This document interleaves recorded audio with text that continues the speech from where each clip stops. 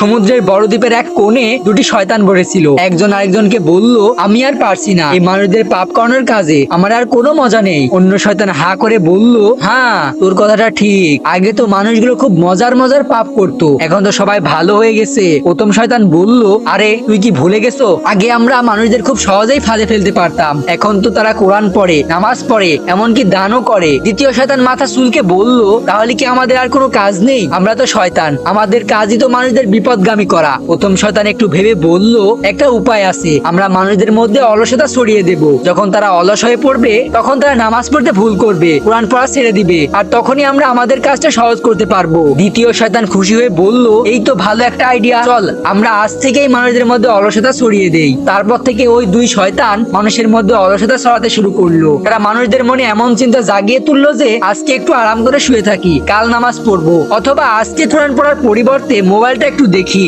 এই গল্পের শিক্ষা, শয়তান সবসময় আমাদের ভালোর জন্য চায় না, সে আমাদের বিভিন্নভাবে বিপদগামী করার চেষ্টা করে। তাই আমাদের সবসময় সতর্ক থাকতে হবে এবং শয়তানের ফাঁদে না পড়ার চেষ্টা করতে হবে। আমাদের নিয়মিত ইবাদত বন্দেগী করতে হবে, কোরআন তেলাওয়াত করতে হবে এবং সৎ কর্ম করতে হবে। ইসলামে অলসতা এক বড় পাপ। শয়তান খুব চালাক, সে মানুষকে বিভিন্নভাবে ফাঁদে ফেলার চেষ্টা করে। আমাদের সবসময় সতর্ক থাকতে হবে এবং শয়তানের ফাঁদে না পড়ার চেষ্টা করতে হবে।